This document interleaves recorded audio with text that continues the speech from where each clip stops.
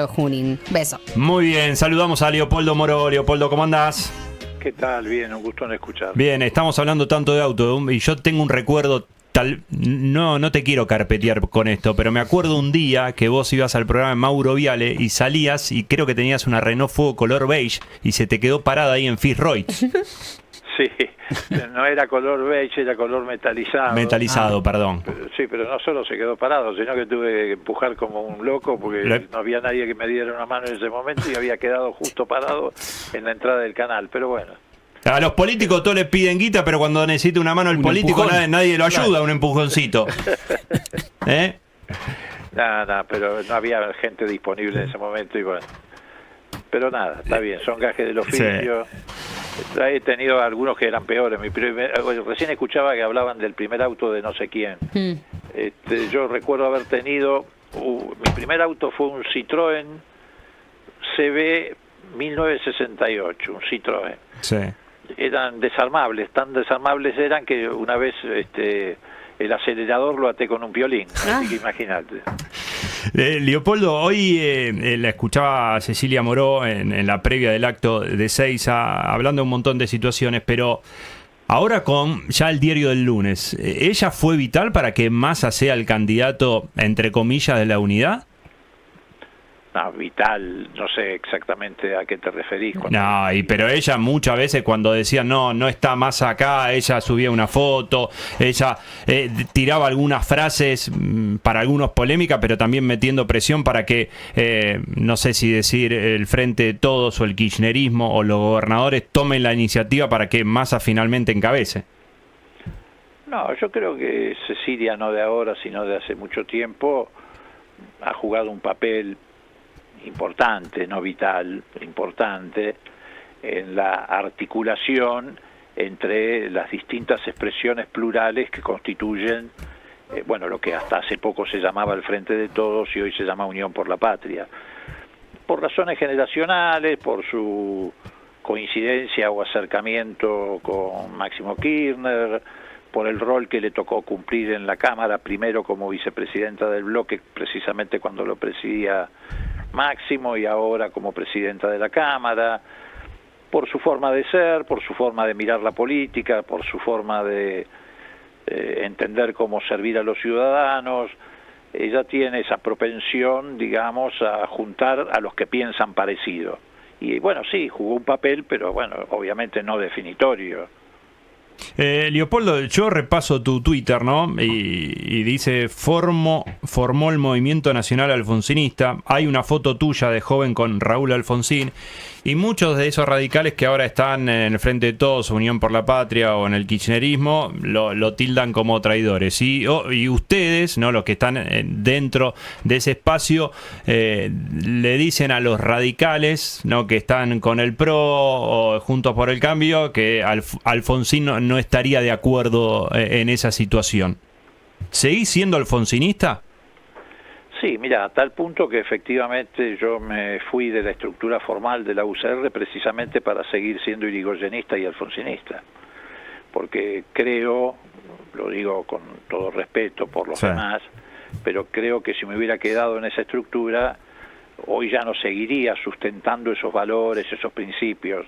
Para ponerte un ejemplo muy reciente y muy fresco y no remontarnos a la historia, digamos, si yo me hubiera quedado, ¿cómo tendría que haber reaccionado frente a la decisión de Morales de enviar la policía a invadir el predio de la Universidad Nacional de Jujuy? Cuando ha sido parte esencial de la historia del radicalismo la defensa de la universidad pública, la reforma universitaria del 18, la autonomía de las universidades, que incluye que son recintos inviolables, salvo, por supuesto, que medie una orden judicial. La policía no puede invadir las universidades o los predios universitarios.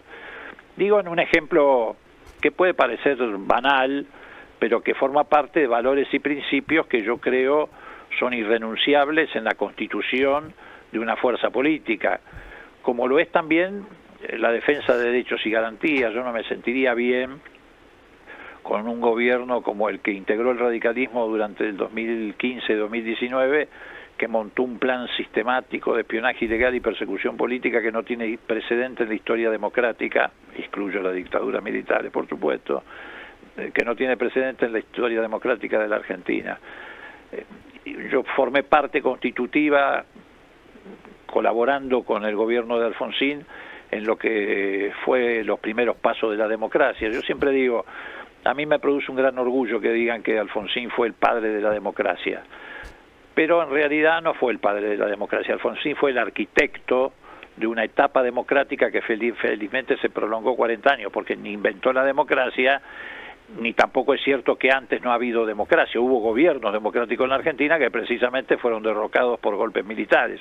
El primero de ellos, un gobierno radical en el año 30, el de Irigoyen. Y Alfonsín hizo una tarea extraordinaria en construir ese edificio institucional a través de un pacto democrático que implicaba no perseguir a los adversarios, no encarcelarlo, no estigmatizarlo, no espiarlo. Y bueno, digo, no me hubiera sentido cómodo en un lugar donde hay incluso candidatas y algunos candidatos, pero sobre todo candidatas que se sienten más cómodos con la violencia precisamente que con la democracia. Lo nombraste Irigoyen, Alfonsín, en tus redes sociales posteas muchas cosas de Cristina. Si tenés que elegir el podio de esos tres, ¿cómo lo formás el podio? No armo un podio, armaría una continuidad histórica.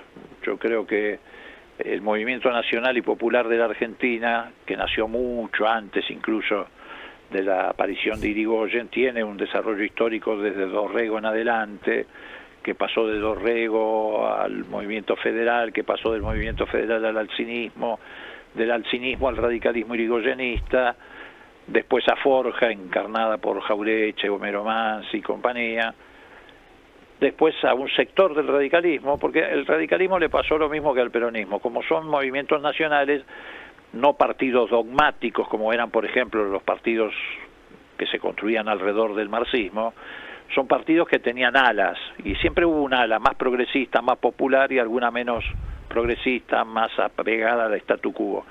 Y bueno, yo creo que el gobierno de Irigoyen, el gobierno de Alfonsín y el gobierno de Cristina son una continuidad histórica de ese movimiento nacional. Moró, más temprano estuvieron Massa y Cristina Fernández en Ezeiza en un acto de aerolíneas, se sacaron una foto en el simulador de vuelo, Massa como el piloto, Cristina como la copiloto. ¿Esa simulación podría ser un simbolismo de lo que puede llegar a representar en caso que haya una continuidad de Unión por la Patria, de un Massa presidente y una Cristina desde el llano, pero con mucha influencia?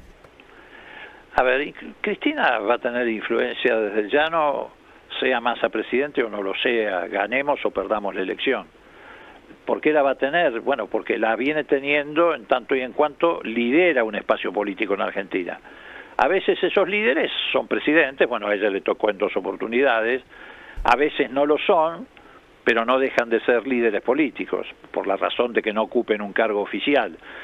Cristina estuvo sin ningún cargo entre, si mal no recuerdo, el 2015 y el 2017, no tuvo ninguna función, no tenía fueros, no era legisladora y sin embargo ejercitó ese liderazgo político que nos llevó al triunfo en el 2019. Es decir, ella siempre va a tener el rol que no se lo da una elección, se lo da una adhesión popular de un sector, obviamente, no de toda la sociedad, sino de un sector de la sociedad. Dicho sea de paso, yo estuve siguiendo, seguramente ustedes también, el discurso de Cristina, también el de Massa, por supuesto, y el del presidente de Aerolíneas, y veo que ella hace un gran esfuerzo, pero un gran esfuerzo por instalar en la agenda electoral, que es el mejor momento para discutir los temas estructurales de la Argentina, los problemas estructurales de la Argentina.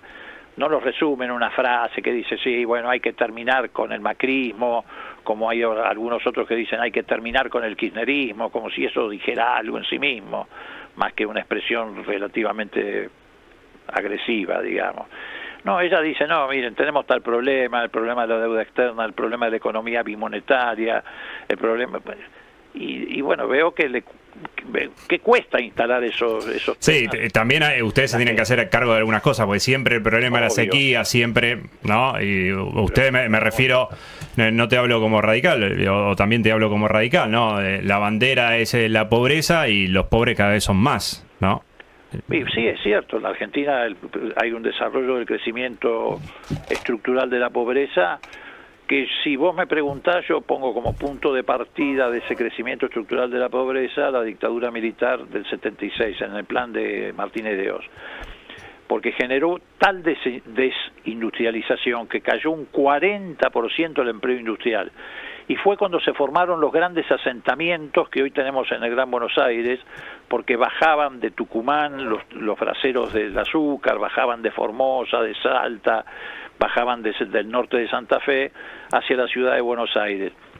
Tan grande fue la pobreza que ustedes recordarán que el primer, no sé si el primero fue el decreto de juzgamiento a las juntas.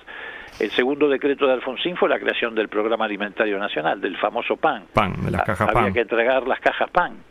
¿Por qué? Porque teníamos una pobreza enorme instalada repentinamente en el Gran Buenos Aires, los chicos con una desnutrición infernal, hubo que armar cajas PAN con leche en polvo, con aceite, en fin, con un conglomerado de elementos balanceados para que pudieran recuperar lo que habían perdido de masa muscular. Y ahí sí, a partir de ese momento hubo una pobreza estructural que a veces avanzó y a veces retrocedió. En los gobiernos del 2003 al 2015, o sea, en los gobiernos de Néstor y Cristina, retrocedió, no desapareció, retrocedió. Te hago la última pregunta, conociendo vos el poder, conociendo lo que se habla, Cristina, y entre líneas, ¿no? Que muchas veces Cristina da mensajes ahí subliminales, ¿no? Hablando de este acto en Ezeiza, hablando del simulador que presenta Aerolíneas Argentinas, y diciendo ella, hablando de simulador de vuelos, alguien debería inventar un simulador de presidentes. ¿Le da un mensaje a Massa y de todas esas volteretas que Massa hizo durante toda su historia? Porque para muchos votantes de ustedes es difícil votar a Massa después de las barbaridades que dijo de la Cámpora, de Cristina y de la Mar en Coche. Mira, yo creo que cuando ella habló de un simulador de presidente estaba hablando de la necesidad de que haya un presidente en el futuro. Obviamente su preferencia está volcada seguramente a Massa, pero que haya un presidente que, te reitero, aprenda a manejar los botones y los resortes, en este caso teóricamente de un avión, pero estamos hablando de un país, Sí. o sea, del Estado, que sepa manejar los botones del Estado. Porque cuando un candidato, como ocurrió hoy a la mañana con Larreta, te dice no vamos a financiar el déficit de Aerolínea, demuestra un desconocimiento enorme de la realidad. A ver, te lo paso a una empresa privada para que no sea el Estado. Un gran conglomerado de medios. ¿Todos sus medios ganan plata? No. Hay algunos que son deficitarios. Y hay alguno que gana en función del resto. Y bueno, Aerolíneas Argentinas todavía tiene, de manera decreciente, porque va decreciendo, un pequeño déficit. Pero ese déficit es el que financia el turismo de la Argentina, es el que financia la gastronomía de la Argentina, es el que financia, qué sé yo, los juegos de los chicos en los lugares turísticos. Si vos lo cambiás a eso, por lo que se gana en esas actividades, Aerolíneas no tiene déficit. Gracias, Leopoldo, por la nota. No,